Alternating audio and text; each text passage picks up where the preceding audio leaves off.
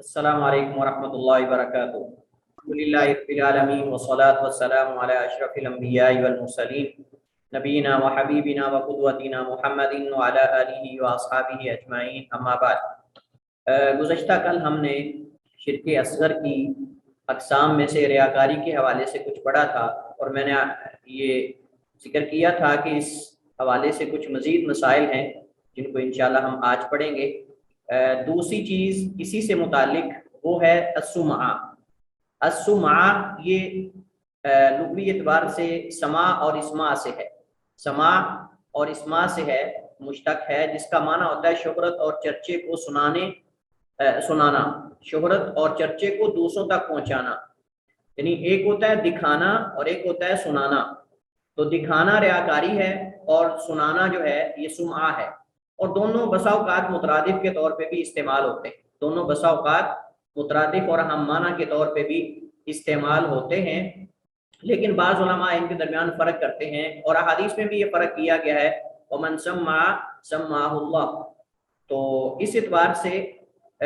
اگرچہ گناہ دونوں کا ایک ہی ہے، لیکن جو ہے وہ طریقہ دونوں کا مختلف ہے۔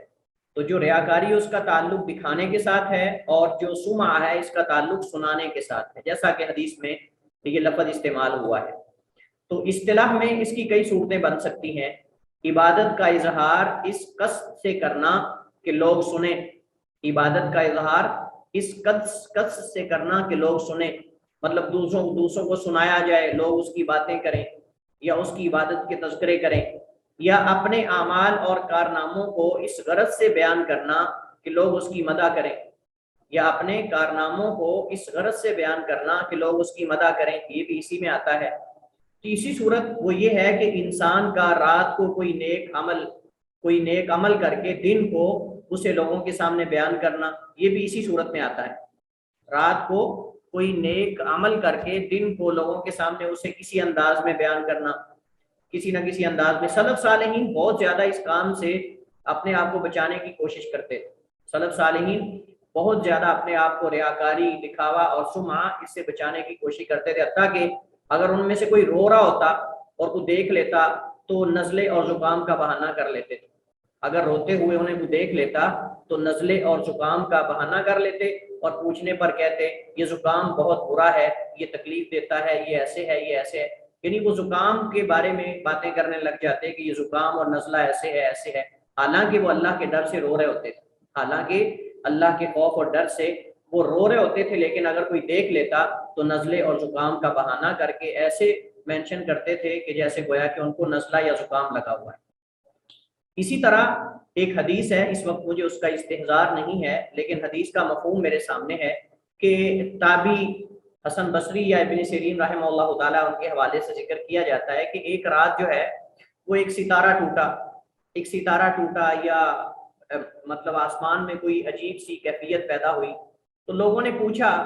کہ کیا رات کو تم نے وہ شہاب ثاقب دیکھا ہے، یا تم نے فلاں ستارہ دیکھا ہے اور ٹوٹتے ہوئے؟ تو کسی نے بیان کیا کہ ہاں میں نے دیکھا ہے۔ اب انہوں نے بھی بیان کیا کہ میں نے بھی رات کو دیکھا ہے، لیکن ساتھ وضاحت کر دی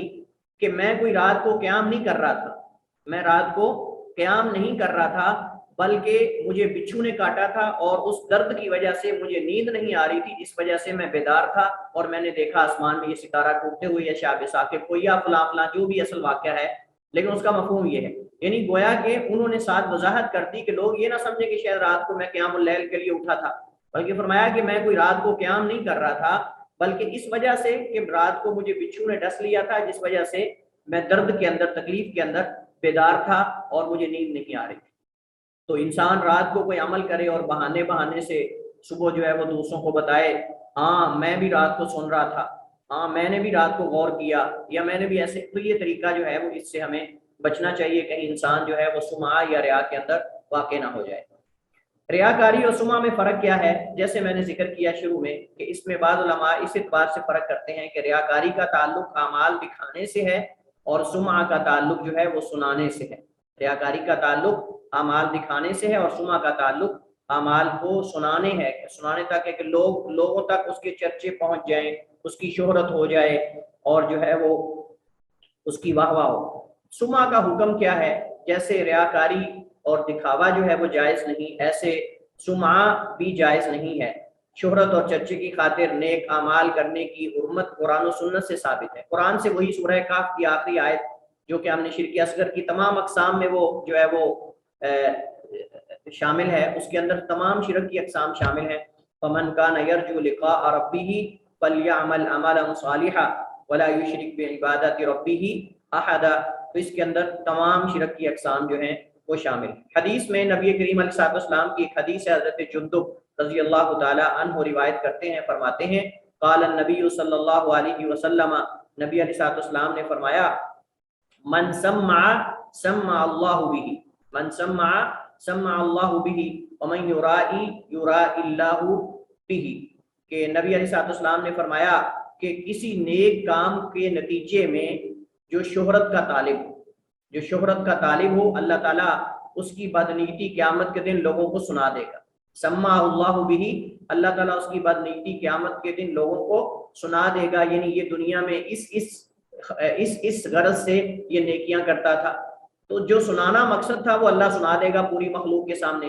لیکن اللہ تعالیٰ جو ہے وہ اس کو اجر سے محروم کر دے گا، اس کے اعمال کو باطل اور تباہ و برباد کر دے گا۔ لیکن چونکہ اس کا مقصد دوسروں کو سنانا تھا تو اللہ تعالیٰ قیامت کو سب کے سامنے جو ہے اس کی بدنیتی کو واضح کر دے گا، اور اللہ تعالیٰ بتائے گا کہ یہ شخص دنیا میں نیکیاں کرتا رہا سنانے کے لیے، شہرت کے لیے، چرچا حاصل کرنے کے لیے، تاکہ لوگ جو ہے وہ اس کی باتیں کریں اور لوگ اس کی مثالیں دیں اور لوگ جو ہے وہ اس کی واہ واہ کریں۔ تو وہ اللہ تعالیٰ نے فرمایا کہ تم یہ چاہتے تھے، یہ تمہیں حاصل ہو گیا ہے، اب تیرے لیے اور نیکی کی جزا کچھ نہیں۔ اور آگے فرمایا من یرائی یرائی اللہ بہ، اور اسی طرح جو کوئی لوگوں کو دکھانے کے لیے نیک کام کرے گا، اللہ بھی قیامت کے دن اسے سب لوگوں کو دکھا دے گا، دکھلا دے گا، یعنی اللہ تعالیٰ اس کے اعمال کو واضح کر دے گا کہ یہ دنیا میں تمہیں دکھانے کے لیے، شہرت کے لیے، ریاکاری کے لیے ایسا کرتا تھا۔ تو اللہ تعالیٰ اس کو وہ مقصد جو تھا وہ پورا کر دے گا، شہرت کا، چرچوں کا، ریاکاری کا، لیکن ان اعمال کے اجر سے آخرت میں محروم کر دیا جائے گا۔ اسی طرح ریاکاری اور سمعہ شرک اکبر میں کیسے بدلتے ہیں، یہ چوتھا مسئلہ ہے آج کے مسائل میں سے، یعنی اصل تو یہ شرک اصغر ہے، لیکن شرک اکبر میں کیسے بدلتے ہیں۔ تو ریاکاری اور سمعہ تین چیزوں میں سے کسی ایک سے شرک اکبر میں داخل ہو جاتے ہیں۔ نمبر ایک، انسان اپنے اصل ایمان میں ریاکاری کرے، اصل ایمان میں ریاکاری کرے، اور اس کی وجہ سے چرچا اور شہرت کا طالب ہو، یعنی انسان اپنے آپ کو لوگوں کے سامنے مومن مومن کہے کہ میں مومن ہوں، میں پکا مومن ہوں، یہ ہے وہ، اس طرح کی باتیں کرے، اصل ایمان کا مطلب یہ ہے۔ نمبر دو، ریاکاری اور سمعہ انسان کے اعمال پہ غالب آ جائے، ریاکاری اور سمعہ، شہرت وغیرہ انسان کے اعمال پہ غالب آ جائے، یعنی ہر چیز کے اندر جو ہے وہ انسان ریاکاری کرے۔ مثلا بہت سارے لوگ ہیں ہر کام فیس بک پہ، ہر کام فیس بک پہ، کوئی نیکی کی فیس بک پہ، کوئی نیکی کی طرف گیا فیس بک پہ، جاتے ہوئے فیس بک پہ، آتے ہوئے فیس بک پہ، کرتے ہوئے فیس بک پہ، فارغ ہوتے ہوئے فیس بک پہ، سوتے ہوئے فیس بک پہ، اٹھتے ہوئے فیس بک پہ، سوشل میڈیا پہ ہر چیز لوگوں کے سامنے واضح کر رہا ہے۔ کوئی چیز ایسی بھی چھوڑی ہے جو اللہ اور اس کے درمیان جو ہے وہ راز ہو؟ کیا کوئی ایسے اعمال بھی چھوڑے ہیں جو اللہ تعالیٰ اور اس کے درمیان راز ہو؟ گویا کہ ہم نے کوئی ایسے اعمال چھوڑے ہی نہیں کہ جو ہمارے اور اللہ تعالیٰ کے درمیان جو ہیں وہ راز ہو، جن کو اللہ کے علاوہ کوئی اور نہ جانتا ہو۔ تو ہر چیز جو ہے وہ انسان جو ہے وہ کرتا ہے، اس کا فوراً اسٹیٹس دیتا ہے واٹس ایپ پہ، فیس بک پہ، سوشل میڈیا پہ۔ یہ جس انسان کے اعمال پہ غالب آ جائے، بسا اوقات یہ بھی شرک اکبر میں بدل جاتا ہے، بسا اوقات یہ بھی شرک اکبر میں بدل جاتا ہے کہ انسان ہر عمل میں نہیں، کم از کم اکثر اعمال کے اندر ریاکاری اور شہرت چاہتا، اکثر اعمال کے اندر، اس وقت یہ شرک اکبر میں بدل جاتا ہے۔ انسان کے اعمال پہ دنیا کی چاہت اس حد تک غالب آ جائے کہ ان اعمال کے کرنے میں اللہ تعالیٰ کی خوشنودی اور رضا کا حصول مطلوب ہی نہ رہے، ان اعمال کے کرنے میں اللہ تعالیٰ کی خوشنودی اور رضا کا حصول مطلوب ہی نہ رہے۔ یہ ہم جو ہے وہ شرک اکبر کے اندر بھی پڑھ چکے ہیں، یہ ہم شرک اکبر کے اندر بھی پڑھ چکے ہیں کہ انسان جو ہے وہ عبادت کرے، کوئی نیکی کرے، لیکن صرف دنیا کی چاہت کے لیے، آخرت کی اس کے اندر طلب ہی نہیں، اللہ کی رضا اور خوشنودی نہیں، جس کے اندر ابن جدعان کا واقعہ ذکر کیا تھا۔ عائشہ رضی اللہ تعالیٰ عنہ ام المؤمنین نے اللہ کے نبی سے پوچھا کہ وہ صدقہ کرتا تھا، صلہ رحمی کرتا تھا، تو کیا اس کو اس کا فائدہ ہوگا؟ تو آپ نے فرمایا کہ نہیں، اسے فائدہ نہیں ہوگا، کیونکہ اس نے کبھی یہ ہی نہیں کہا کہ رب اغفر لی خطیئتی الی یوم الدین، کہ اللہ میری غلطیوں کو جو ہے وہ معاف کر دے۔ اس نے کبھی اللہ سے بخشش طلب کی نہیں، جزا اور جو ہے وہ ثواب کی امید رکھی نہیں اللہ تعالیٰ سے۔ وہ صرف دنیا چاہتا ہے، شہرت چاہتا ہے، اور جو ہے مقام و مرتبہ چاہتا ہے، اللہ تعالیٰ کی طلب، اللہ تعالیٰ کی خوشنودی اور رضا ہے ہی نہیں اس کے ہاں، تو یہ بھی انسان، اس کے اعمال بھی شرک اکبر میں بدل جاتے ہیں۔ مزید انشاءاللہ اس سمعہ اور ریاکاری کے حوالے سے ابھی ہمارے پاس مسائل ہیں کافی سارے۔ پانچواں مسئلہ ہمارے پاس سمعہ اور ریاکاری کے مسائل کے حوالے سے جو ہے وہ عبادت کا حکم ہے کہ جس عبادت میں سمعہ یا ریاکاری واقع ہو اس کا کیا حکم ہے۔ اس مسئلے میں علامہ ابن عثیمین رحمہ اللہ تعالیٰ نے بڑی زبردست اور بہترین تفصیل ذکر کی ہے، جس سے اس مسئلے کی مختلف صورتیں اور ہر صورت کا حکم جو ہے وہ واضح ہوتا ہے۔ تو انہوں نے ذکر کیا ہے کہ جس عبادت میں ریاکاری اور سمعہ واقع ہو جائے اس کی مختلف صورتیں، اور ہر صورت کا حکم مختلف ہے، ہر صورت کا حکم مختلف ہے۔ سب سے پہلے الف، جب کسی عبادت کی اصل اور بنیاد میں ہی ریاکاری اور سمعہ داخل ہو جائے تو ایسی عبادت باطل ہے، ایسی عبادت سرے سے باطل ہے۔ یعنی انسان آغاز سے ہی اس عبادت کے اندر مقصد اس کا ریاکاری، دکھاوا اور سمعہ ہے۔ ایک ہے انسان کے اندر نماز کے دوران، مطلب یا آپ سمجھیں کہ کسی عبادت کے دوران جو ہے وہ ریاکاری اور دکھاوا اس کے ذہن کے اندر، دل کے اندر کوئی بات آتی ہے یا یہ ارادہ اور قصد پیدا ہوتا ہے، لیکن ایک ہے کہ آغاز سے ہی اصل اور بنیاد میں ہی وہ ریاکاری اور دکھاوا چاہتا ہے،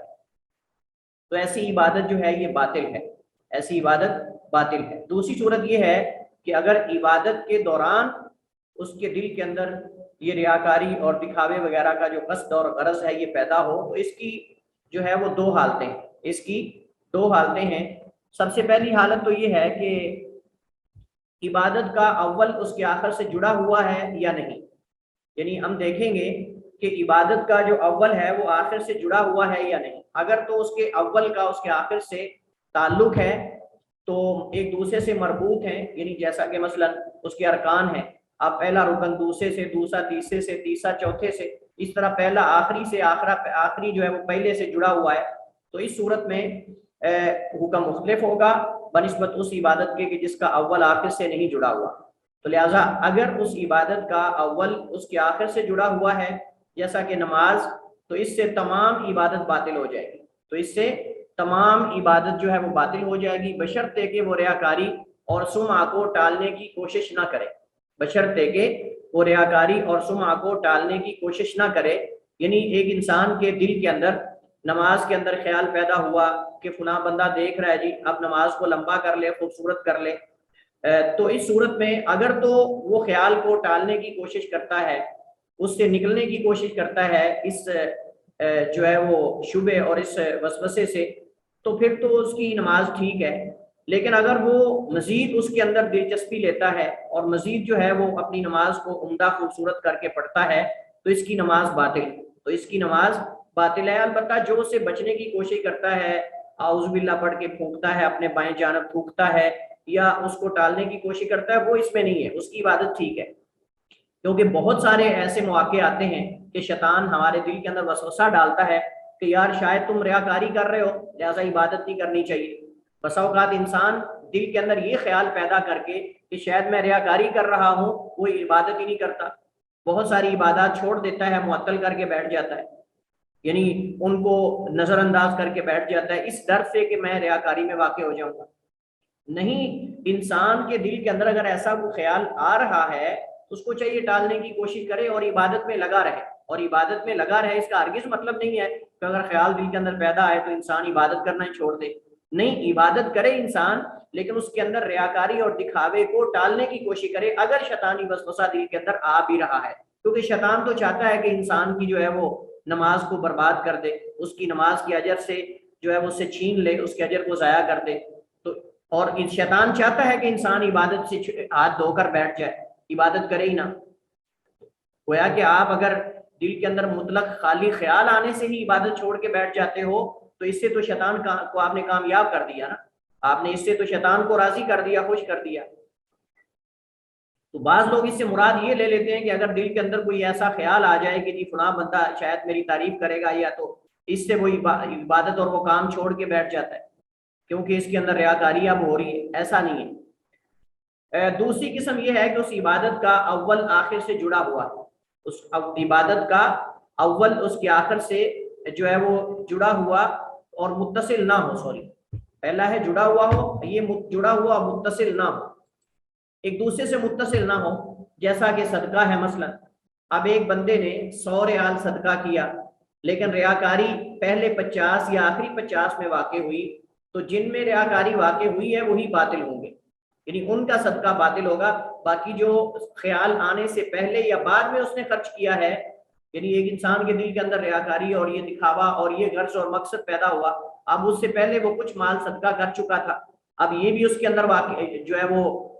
اس کے اندر ریاکاری میں نہیں آئے گا، اور اس طرح آغاز والے خرچ کرتے ہوئے اس کے دل کے اندر کوئی خیال آیا برا یا مطلب ریاکاری اور یہ غرض اور مقصد پیدا ہوا، لیکن اس نے کوشش کر کے اس کو آخری 50 تک جو ہے وہ ختم کر دیا، اور آخری 50 اس نے ریاکاری اور دکھاوے کے مقصد کے بغیر خرچ کیے ہیں، تو یہ بھی اللہ تعالیٰ کے ہاں قابل قبول ہوں گے اور یہ جو ہے وہ باطل نہیں ہوں گے، لیکن باطل وہ ہوں گے جن میں ریاکاری ہوئی۔ اسی طرح جتنا مال بھی انسان خرچ کرتا ہے، صدقہ کرتا ہے، اس میں جتنے مال میں ریاکاری واقع ہوگی اتنا مال برباد ہوگا، اور باقی جو ہے وہ اللہ تعالیٰ کے ہاں اس کی نیکی شمار ہوگا، جیسا کہ آگے حدیث آ رہی ہے، جیسا کہ آگے حدیث آ رہی ہے۔ عبادت میں ریاکاری کی جو پہلی صورت ہم نے پڑھی ہے، یعنی اصل عبادت میں اور اس کی بنیاد میں ہی جو ہے وہ ریاکاری اور دکھاوا مقصد ہو، یہ غالباً منافقین اس میں واقع ہوتے ہیں۔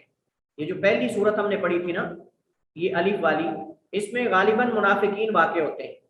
غالباً منافقین ہی واقع ہوتے ہیں، جیسا کہ قرآن کریم میں اللہ تعالیٰ فرماتا ہے سورہ نساء میں، ان المنافقین یخادعون اللہ وهو خادعهم واذا قاموا الى الصلاة قاموا كسالى یراؤون الناس ولا یذکرون اللہ الا قلیلا، کہ ان المنافقین، بے شک منافق، یخادعون اللہ، اللہ کو دھوکہ دینے کی کوشش کرتے ہیں، وهو خادعهم، اور وہ انہیں اللہ تعالیٰ ان کے دھوکے میں ان کو جو ہے وہ اللہ تعالیٰ ڈال دیتا ہے، وَإِذَا، یعنی یہ کچھ صفات اللہ تعالیٰ کی ایسی ہیں جو مد مقابل کے طور پہ استعمال ہوتی ہیں، آپ اللہ تعالیٰ کو مخادع نہیں کہہ سکتے، آپ اللہ تعالیٰ کو ماکر نہیں کہہ سکتے، سمجھ رہے نا آپ اللہ تعالیٰ کو ماکر نہیں کہہ سکتے، اللہ تعالیٰ کو مخادع نہیں کہہ سکتے، مکر کرنے والا، دھوکہ دینے والا، یہ اللہ تعالیٰ کی صفت جو ہے مد مقابل کے طور پہ استعمال ہوگی، نہ اللہ تعالیٰ کا اس سے نام اخذ کیا جائے گا، اللہ تعالیٰ کا نام اس سے نہیں بنایا جائے گا کہ اللہ تعالیٰ مخادع ہے، اللہ تعالیٰ ماکر ہے، ماکر کا معنی ہوتا ہے مکر و فریب کرنے والا، والعیاذ باللہ، تو اللہ تعالیٰ ان عیوب سے مقدس اور مبرہ اور پاک ہے، لیکن دشمن کے مد مقابل اپنے بندوں کے ساتھ مدد کرتے ہوئے اللہ تعالیٰ کا تدبیر کرنا ان کی تدبیر کے مقابلے میں، اور اللہ تعالیٰ کی تدبیر کا غالب آنا، یہ اصل میں مدح اور تعریف ہے، یہ اصل میں مدح اور تعریف ہے، یعنی اللہ تعالیٰ ان کے دھوکے کے بدلے میں ان کو دھوکے میں ڈال دیتا ہے، اور یہ تعریف ہے، لیکن اللہ تعالیٰ بنیادی طور پہ آغاز میں کسی کو دھوکہ نہیں دیتا، کلا وحاشا، اللہ تعالیٰ جو ہے وہ خفیہ تدبیریں کرتا ہے، وَمَكَرُوا وَمَكَرَ اللَّهُ، انہوں نے تدبیر کی، اللہ نے مکر کیا، اللہ نے بھی تدبیر کی، لیکن آغاز میں اللہ تعالیٰ تدبیر نہیں کرتا، یہ مطلب ہے، تو یہ ایسی اللہ تعالیٰ کی صفات ہیں جو مد مقابل کے طور پہ ذکر ہوتی ہیں، ان کو علیحدہ ذکر نہیں کر سکتے آپ، ان کو آپ علیحدہ ذکر نہیں کر سکتے، یعنی آپ یہ نہیں کہہ سکتے اللہ تعالیٰ جو ہے وہ دھوکہ دیتا ہے، والعیاذ باللہ، اللہ تعالیٰ مکر کرتا ہے، نہیں، یہ تو صفت عیب بن جائے گی، لیکن صفت کمال تب ہوگی جب آپ مد مقابل کے طور پہ ذکر کریں گے، یخادعون اللہ وهو خادع ومکروا ومکر اللہ، لہذا یہ مد مقابل کے طور پہ استعمال، تو اللہ تعالیٰ کو دھوکہ دیتے ہیں، اللہ انہیں دھوکہ دیتا ہے، یعنی ان کے مقابلے کے اندر وہ اپنے آپ کو اصل میں دھوکہ دینے والے، وَإِذَا قَامُوا إِلَى الصَّلَاةِ، اور جب یہ ان کا یعنی دھوکہ دینے کا جو کوشش ہے اللہ تعالیٰ اس کو بیان کر رہا ہے، وَإِذَا قَامُوا إِلَى الصَّلَاةِ، جب وہ کھڑے ہوتے ہیں نماز کی طرف، قاموا کسالى، تو سستی کے ساتھ کھڑے ہوتے ہیں، سستی کے مارے ہوئے، یراؤون الناس، لوگوں کو دکھانے کے لیے کرتے ہیں یہ، ولا یذکرون اللہ الا قلیلا، اور سب سے بڑی نشانی یہ ہے کہ وہ لوگوں کے لیے کرتے ہیں، اس پہ ذکر نہیں کرتے مگر تھوڑا، ولا یذکرون اللہ، نہیں ذکر کرتے اس میں اللہ کا نماز میں مگر تھوڑا، بہت تھوڑا ذکر کرتے ہیں، اور ایک دوسری حدیث کے اندر آتا ہے نبی کریم علیہ الصلوۃ والسلام نے فرمایا منافق کی نماز یہ ہے کہ وہ عصر کی نماز کے بعد انتظار کرتا رہتا ہے، حتیٰ کہ جب سورج غروب ہونے والا ہو جاتا ہے تو وہ جاتا ہے مسجد کے اندر مورغ کی طرح 2-4 ٹھونگے لگا کے، تو اور وہ جو ہے وہ اس میں صرف تھوڑا سا اللہ کا ذکر کرتا ہے اور نماز پڑھ کے جلدی سے آ جاتا ہے، یہ منافق کی نماز ہے، جیسے مرغ دانہ اٹھاتا ہے اور زمین پہ ایسے ایسے کرتا ہے، اس طرح وہ 2-4 سجدے کیے اور جو ہے وہ جلدی سے اللہ کا ذکر کیے بغیر ہی نماز سے فارغ ہو کر واپس آ گئے۔ حافظ ابن رجب حنبلی رحمہ اللہ تعالیٰ فرماتے ہیں ریاکاری کی یہ قسم شاید ہی کسی مومن سے نماز یا روزے میں صادر ہو. ریاکاری کی یہ قسم شاید ہی کسی مومن یا یعنی شاید ہی کسی مومن سے نماز یا روزے میں صادر ہو. یعنی غالباً مومن اور مسلمان سے اس طرح کی جو قسم ہے ریاکاری کی کہ جو اصل عبادت میں ہو، عبادت کی اصل اور آغاز میں ہی پوری عبادت کسی اور کے لیے ہو، ایسا کسی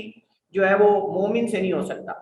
ہاں البتہ کبھی مومن سے واجب صدقات یعنی مسلمان سے واجب صدقات یا حج وغیرہ کے اندر ایسا ہو سکتا ہے جیسے دیگر ظاہری اعمال ہیں، لیکن اس طرح کے جو نماز روزہ وغیرہ اس کے اندر منافق ہی ریاکاری کرتے ہیں غالباً، یعنی اس کی اصل میں باقی جو مسلمان ہیں مومن ہیں وہ ایسا نہیں کرتے. ہاں البتہ مومن سے مسلمان سے کبھی کبھی جو واجب صدقات ہیں یعنی زکوٰۃ وغیرہ یا حج وغیرہ اس کے اندر ظاہری اعمال کے اندر بسا اوقات جو ہے وہ ریا وغیرہ واقع ہو جاتی ہے، لیکن جو نماز اور روزہ ہے اس کے اندر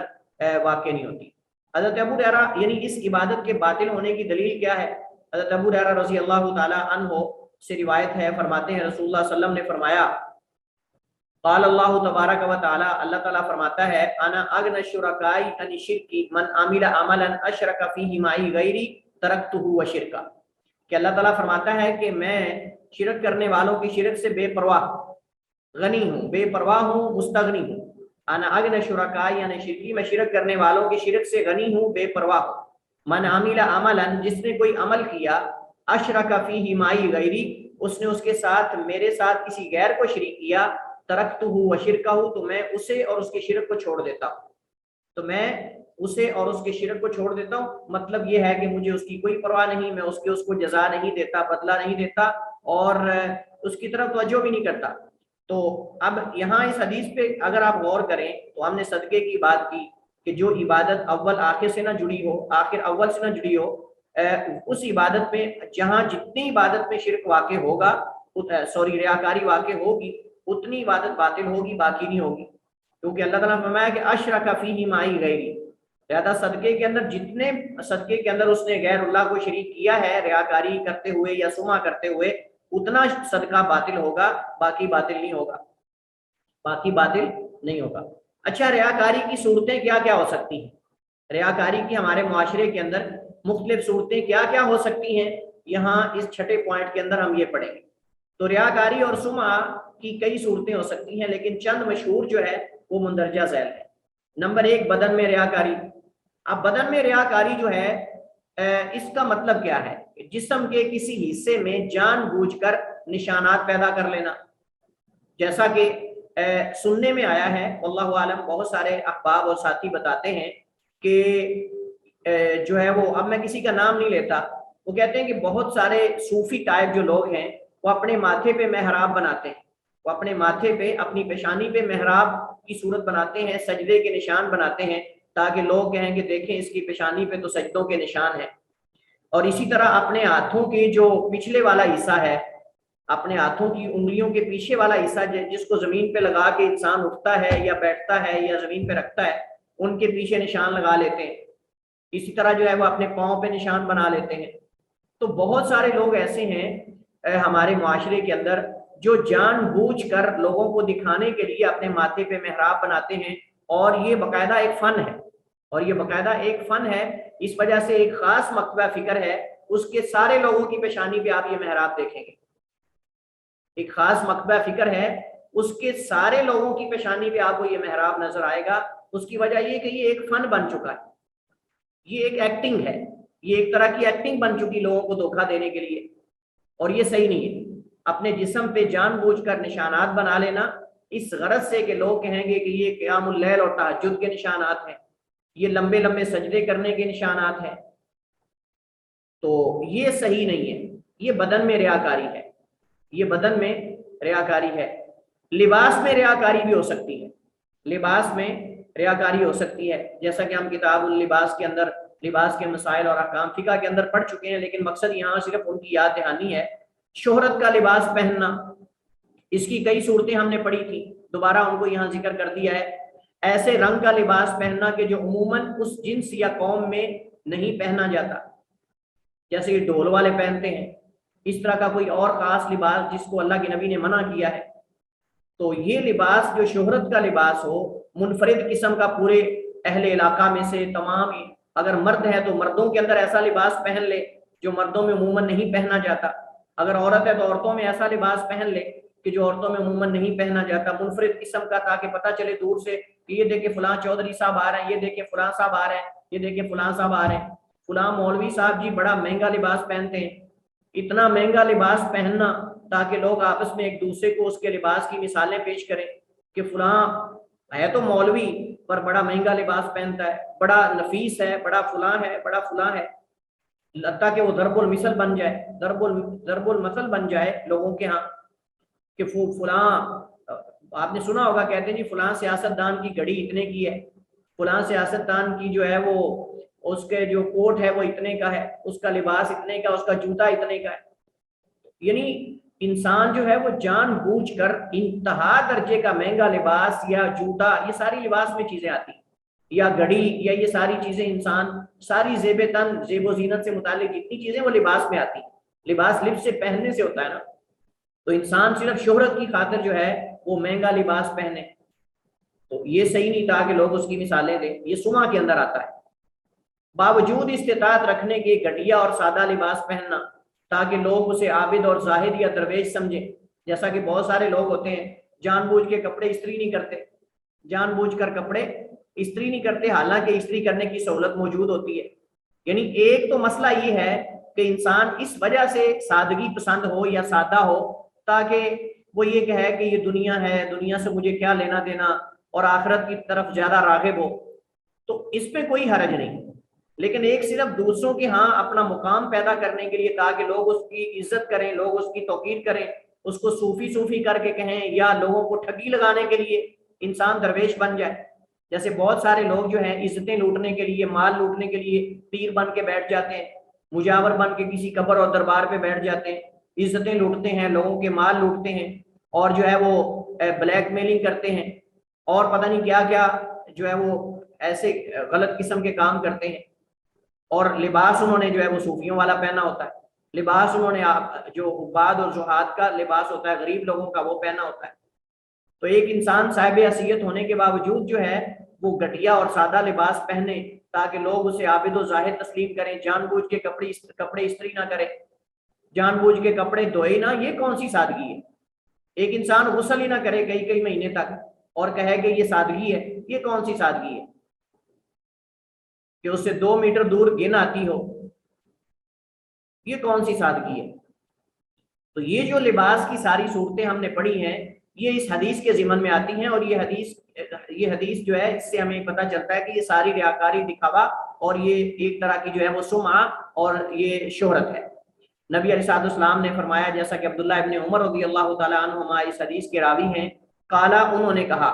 قالا رسول اللہ صلی اللہ علیہ وسلم، نبی علیہ السلام نے فرمایا، من لبس ثوب شہرت، جس نے شہرت کا لباس پہنا، البسہ اللہ یوم القیامت ثوب مذلت، اللہ اسے قیامت کو ذلت کا لباس پہنائے گا۔ جس نے شہرت کا لباس پہنا اللہ تعالیٰ اسے ذلت کا لباس پہنائے گا۔ اچھا، یہاں ایک اور مسئلہ ہے جو کہ قابل ذکر ہے۔ ایک تو ظاہری لباس مراد ہے، ایک تو ظاہری لباس مراد ہے جس کی ہم نے 3 صورتیں ذکر کی۔ ایک جو ہے وہ منفرد قسم کا لباس پہننا تاکہ لوگوں میں وہ منفرد نظر آئے، ایک مہنگا ترین لباس پہننا تاکہ اس کی لوگ مثالیں بیان کریں، ایک جو ہے وہ گھٹیا قسم کا سادہ لباس پہننا تاکہ لوگ اسے عابد و زاہد کہیں یا اس کے فریب میں آ جائیں، یا اس کے پاس دم درود کے لیے آئیں، یا اس کے پاس جو علاج معالجے کے لیے آئیں، مطلب اس طرح کا کوئی مقصد ہو، باطل قسم کا مقصد ہو، یا اس کی شہرت ہو جائے صوفی کے نام سے۔ لیکن ایک اور اس میں صورت بن سکتی ہے، اور وہ یہ ہے شہرت کے لباس سے مراد کسی بھی چیز کے اندر شہرت ہو سکتی ہے، یعنی یہاں شہرت کے لباس سے مراد جو ہے وہ عمومی مراد ہے، جیسے اللہ تعالیٰ فرماتا ہے ہن لباس لکم وانتم لباس لہن۔ قرآن کریم کے اندر یہ لباس سے مراد کنایا بھی استعمال ہوا ہے، یعنی پردہ، جیسے میاں بیوی ایک دوسرے کے لیے لباس ہیں، ایک دوسرے کے لیے لباس ہیں، تو جیسے لباس انسان کے بدن کے عیوب کو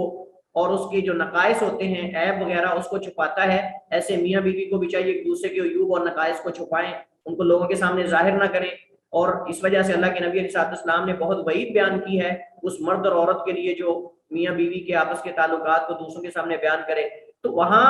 قرآن کریم کے اندر ہن لباس لکم وانتم لباس لہن، اس کو لباس کے طور پہ استعمال کیا میاں بیوی کے آپس کے جو تعلقات ہیں اور ان کے جو آپس میں جو راز ہوتے ہیں ان چیزوں کو.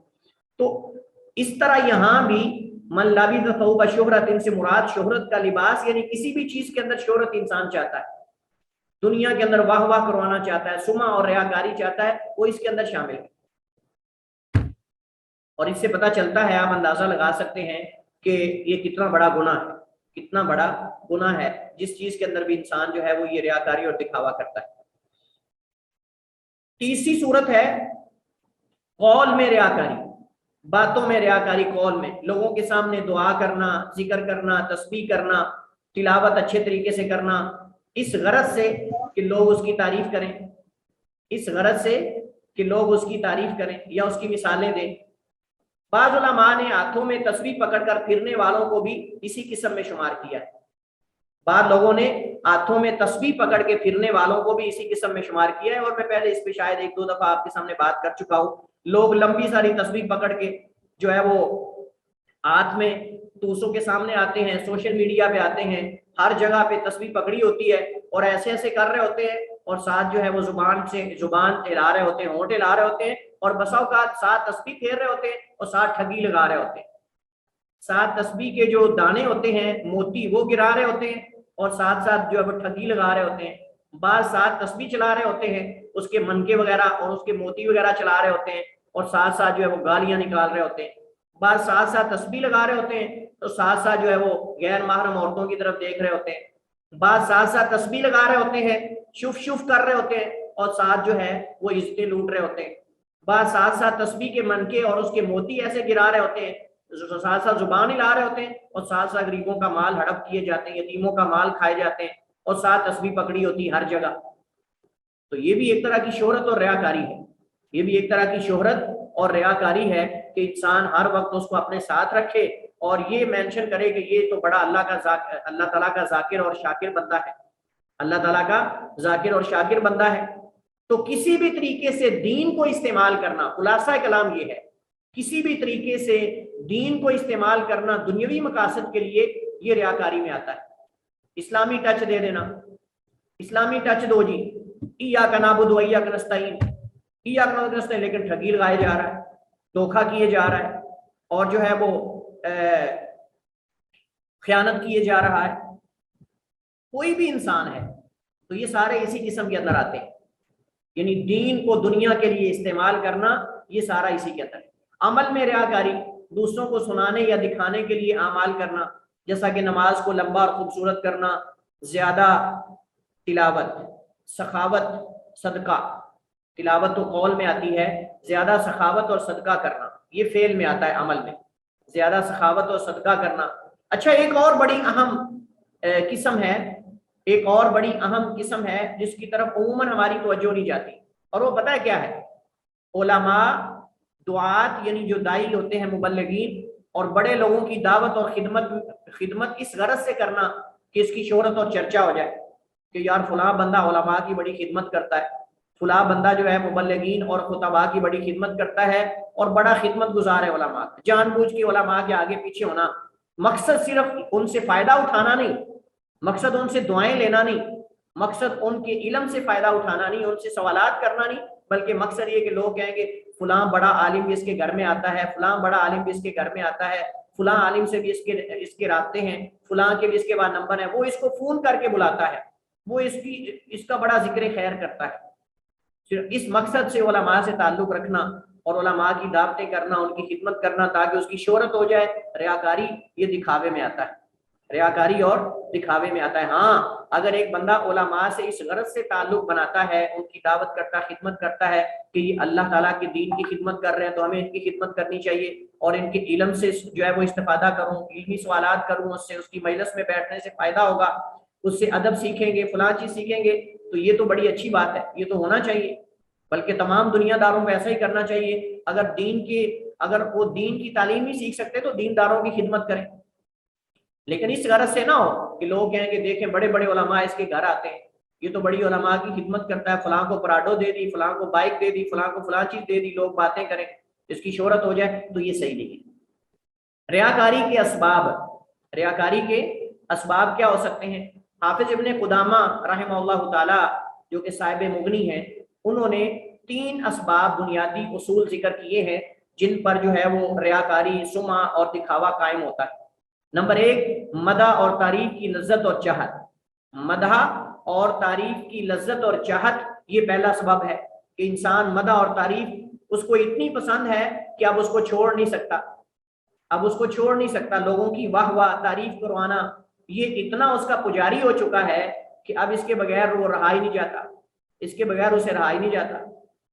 اس وجہ سے آپ دیکھیں گے کہ جن لوگوں کو مدح اور تعریف کی لذت پڑ جاتی ہے، یا لت پڑ جاتی ہے، لت پڑ جاتی ہے، یا ان کے اندر یہ چاہت پیدا ہو جاتی ہے، اگر آپ ان کی کسی نیکی کے کام پہ تعریف نہ کریں تو وہ نیکی کرنا ہی چھوڑ دیتے ہیں،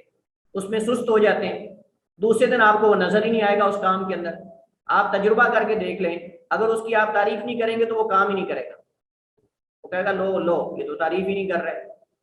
تو مدح اور تعریف کی اتنی اس کو لت پڑ چکی ہے، اتنی اس کے اندر لذت اور چاہت پیدا ہو چکی ہے کہ اگر اس کی مدح نہ کی جائے تو وہ کام ہی نہیں کرتا، سستی دکھاتا ہے۔ جب لوگ واہ واہ کر رہے ہوں تب کر رہا ہوتا ہے، جب نہیں ہوتے تو اصل تو پتہ تب چلتا ہے نا جب کوئی واہ واہ نہ کر رہا ہو۔ مذمت کی تکلیف سے بھاگنا کہ لوگ میری مذمت نہ کریں، یعنی یہ دوسری علامت ہے کہ جب کبھی اس کی مذمت کی جائے تو وہ کام ہی چھوڑ دے، جب اس کا کوئی اس کی غلطی کی نشاندہی کی جائے تو وہ اس کام سے ہی بھاگ جائے، اپنی غلطی کو تسلیم ہی نہ کرے، بس مدح ہونی چاہیے، اس کی کوئی غلطی نہ بتائے اس کو۔ آج کل دیکھ لیں بہت سارے لوگ ایسے آپ کو نظر آئیں گے، اگر ان کی مدح کرتے رہو تو آپ کے ساتھ ان کا تعلق بڑا اچھا رہے گا، اور اگر ان کی غلطی کی کسی کی نشاندہی کر دو کہ یار تیرے اندر یہ مطلب یہ غلطی ہے یار تم نے کی ہے، اس کی تصحیح کر لو، یا ہمیں اپنی اصلاح کرنی چاہیے، یا کسی اس کی غلطی کی نشاندہی کرو گے تو دوسرے دن آپ کو بلائے گا نہیں، آپ سے تعلق کو توڑ دے گا۔ جب تک واہ واہ کر رہے ہیں تب تک آپ کا وہ بڑا جو ہے وہ دوست ہے، قریبی ہے، اور جب آپ اس کو مدح کے ساتھ ساتھ اس کی غلطیوں کی نشاندہی کرنے لگ جائیں گے، اس کو نصیحت کرنے لگ جائیں گے، تب وہ آپ کو چھوڑ کے بھاگ جائے گا۔ لوگوں کے ہاتھوں میں موجود چیزوں کا طمع اور لالچ، یہ بھی بسا اوقات ہوتا ہے۔ لوگوں کے ہاتھوں میں جو چیزیں ہیں، مال وغیرہ، اس کا طمع اور لالچ دل کے اندر پیدا ہو جائے، اب پھر لوگوں کو دکھانے کے لیے وہ اس طرح کے کام کرے۔ اب یہ ساری چیزیں جائز نہیں۔ حضرت ابو ہریرہ رضی اللہ تعالیٰ عنہ کی معروف حدیث آپ سنتے رہتے ہیں، فرماتے ہیں کہ نبی علیہ السلام نے فرمایا ان اول الناس یقضى یوم القیامہ، لوگوں میں سب سے پہلے جن لوگوں کا فیصلہ ہوگا یوم القیامہ قیامت دن علیہ، جن پر فیصلہ ہوگا، رجل، وہ آدمی ہے، استشہد، جو اللہ کی راہ میں شہید کر دیا گیا، فاوتی به، تو اسے لایا جائے گا، فعرفہ نعمہ فعرفہ، اللہ تعالیٰ اسے اپنی نعمتوں کا تعارف کروائے گا، پہچان کروائے گا، وہ پہچان لے گا۔ قال، تو اللہ تعالیٰ اس سے پوچھے گا فما عملت فیہا، تو میں نے تجھے اتنی نعمتیں دی، تو نے کیا کیا ان میں؟ قال، تو وہ کہے گا قاتلت فیک حتی استشہدت، اللہ میں تیری راہ میں جہاد کیا تاکہ شہید کر دیا گیا۔ اللہ تعالیٰ فرمائے گا کذبت، تو نے جھوٹ بولا یا تو جھوٹ بول رہا ہے، ولکنک قاتلت، تو اس وجہ سے لڑا تھا، لئن یقال، تاکہ کہا جائے جریء، کہ یہ بڑا بہادر ہے، فقد قیل، تو یہ کہا گیا، کہہ دیا گیا، تو شہرت چاہتا تھا، شہرت تیری ہوگی، لوگ کہیں گے تمغہ اعزاز پانے والا ہے، یہ تمغہ فلاں پانے والا ہے، جرأت و بہادری کے جو ہے وہ اس نے اتنے کارنامے دکھائے، اتنے جوہر دکھائے کہ اس کو تمغہ اعزاز ملنا چاہیے، تو یہ چاہتا تھا، یہ ہو گیا، لوگوں نے کہہ دیا، فقد قیل، تو کہہ دیا گیا جو تو چاہتا تھا، ثم امر به، پھر اس کے بارے میں حکم دیا جائے گا، فصحب علی وجہہ، تو اسے گھسیٹا جائے گا، کھینچا جائے گا چہرے کے بل، حتی القی فی النار، حتیٰ کہ اونگے منہ جو ہے اوندے منہ جہنم میں داخل کر دیا جائے گا۔ ورجل، دوسرا آدمی، تعلم العلم، جس نے علم سیکھا، وعلم، اور لوگوں کو سکھایا، وقرأ القرآن، اور قرآن کو پڑھا اور پڑھایا، فأوتي به، اسے لایا جائے گا، فعرفہ نعمہ، اللہ تعالیٰ اسے اپنی نعمتوں کی پہچان کروائے گا، فعرفہ، تو اس کو پہچان لے گا نعمتوں کو، قال، اللہ تعالیٰ فرمائے گا فما عملت فیہا، تجھے میں نے دین کی تعلیم دی، دین کی تعلیم سیکھنے کی توفیق دی، علم دیا، قرآن، حسن صوت، اچھی آواز دی، لیکن تو نے کیا کیا؟ قال، تو کہے گا تعلمت العلم، اللہ میں نے علم سیکھا، یہ نعمتیں ساری میں نے اس کے بدلے میں علم سیکھا، وعلمت، دوسروں کو سکھایا، وقرأت فیک القرآن، تیرے لیے میں نے قرآن پڑھا، تیرے لیے میں نے قرآن کی تلاوت کی۔ قال، تو اللہ تعالیٰ فرمائے گا کذبت، تم جھوٹ بول رہے ہو، वलाकिन्नका तअल्लमतल इल्म, तुमने तो इस वजह से इल्म सीखा था, लियुकाल, ताकि कहा जाए आलिम, ये बहुत बड़ा आलिम है। व करातल कुरान, इस वजह से कुरान तुमने पढ़ा था, लियुकाल, ताकि कहा जाए हुआ कारी, ये बहुत बड़ा कारी है, बहुत बड़ा कारी है। फ़क़द कीला, तो ये कह दिया गया दुनिया में तेरे लिए, बस यही तेरे लिए काफ़ी है। तुम्मा उमीरा भी, फिर उसके बारे में हुक्म दिया जाएगा, फसुहिबा अला वजही, फिर उसे जो है वो खींचा जाएगा, घसीटा जाएगा चेहरे के बल, हत्ता उल्किया फिन्नार, हत्ता के ऊंधे मुंह जहन्नम में दाखिल कर दिया जाएगा। व रजुलन, और तीसरा वो आदमी, वो शख्स, यानी उसके बारे में भी अल्लाह सबसे पहले फैसला करेगा। और बल्कि एक हदीस में आता है, जिन लोगों से अल्लाह ताला जहन्नम को सबसे पहले भड़काएगा, वो ये तीन लोग हैं, वो ये तीन लोग हैं। व रजुलन, तीसरा वो आदमी, वस्सा अल्लाहु अलैहि, अल्लाह ने उस पर माल की फराखी की, माल की वसअत दी अल्लाह ताला ने, फरावानी की। व अताहु, और अल्लाह ताला ने दिया उसको, मिन अस्नाफिल माली कुल्ली, तमाम किस्म का माल, मिन अस्नाफिल माली कुल्ली, हर किस्म का माल, यानी बकरियां, इस तरह नकदी, भेड़ बकरियां, सोना चांदी, हर तरह का जो माल हो सकता है, अल्लाह ताला ने उसको औलाद वगैरह हर चीज से नवाजा, हर चीज की नेमत से अल्लाह ताला ने उस शख्स को जो है वो नवाजा।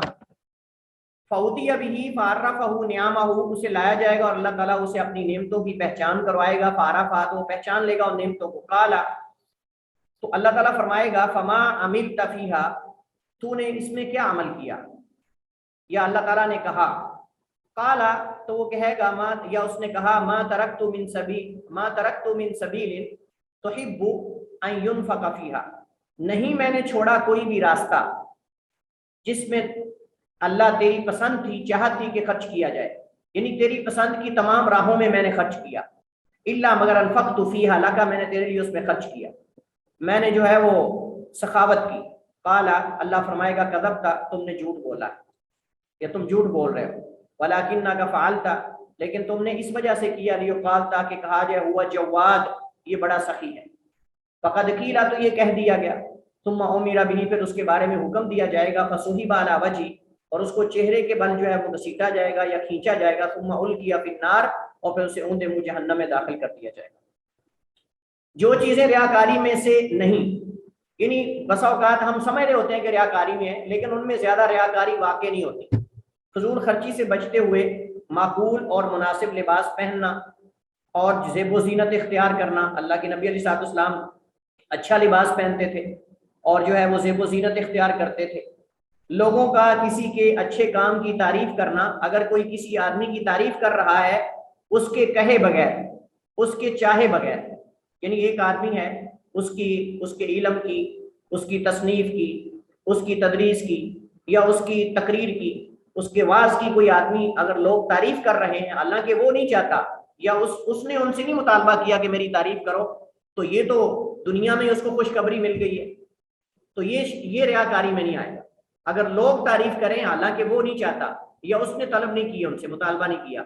हदीस में हज़रत अबू ज़र रज़ी अल्लाह तआला अन्हु की हदीस है, काला फरमाते हैं, क़ील अली रसूलिल्लाह सल्लल्लाहु अलैहि वसल्लम, नबी अलैहि सलाम से फरमाया गया, कहा गया, अरअयत अर्रजुला, क्या ख्याल है आपका उस आदमी के बारे में, यामलुल अमला, कोई नेक काम करता है, मिनल खैरी, खैर में से, व यहमदुहु अन्नासु अलैहि, और लोग उस पे उसकी तारीफ करते हैं। काला, तो आपने फरमाया, तिलका आजिलु बुशराल मुमिन, ये तो मोमिन की बहुत जल्द खुशखबरी है, ये तो मोमिन की दुनिया में खुशखबरी उसको मिल गई, फौरी बिशारत है, यानी बहुत जल्दी उसको खुशखबरी मिल गई कि जिसकी लोग जो है उसकी मुतालबा किए बगैर उसकी तारीफ कर रहे हैं, हालांकि वो नहीं चाहता, तो ये तो उसको दुनिया में खुशखबरी मिल गई कि लोग उससे मोहब्बत करने लग गए। तीसरी किस्म ये है कि शायर इस्लाम का इजहार करना, जैसा कि अजान है, इकामत है, अमर बिल मारूफ नहीं अनिल मुनकर है, इसके अंदर गालिबन जो है वो रियाकारी वाकई नहीं होती। मरीज की इयादत करना वगैरह, और अगर इनको छुपाना भी चाहे इंसान तो छुपा नहीं सकता, यानी ये अमाल ऐसे हैं कि जिनको एलानिया करना पड़ता है। अब एक बंदा अजान इस वजह से ना कहे चूंकि रियाकारी हो जाए, या इकामत ना कहे, अमर बिल, यानी ये चीजें ऐसी हैं जिनको एलानिया करना पड़ता है, इनको छुपाना मुमकिन नहीं। तो इसके अंदर फिर इंसान के इरादे को देखा जाएगा, अगर इंसान का इरादा नहीं है रियाकारी दिखावे का तो इसमें रियाकारी नहीं होगी, तो गालिबन इन कामों में रियाकारी वाकई नहीं होगी। और ये रियाकारी में से नहीं, एक बंदा अगर अजान कहता है, इकामत कहता है, हाँ रियाकारी वाकई हो सकती है, लेकिन गालिबन ये रियाकारी में से नहीं होते, अगर इंसान का मकसद और इरादा जो है इसके अंदर शामिल ना हो। वल्लाहु ताला आलम व अहकम, व सल्लल्लाहु वसल्लम अला नबीना मुहम्मद व अला आलिहि व सहबिहि वसल्लम।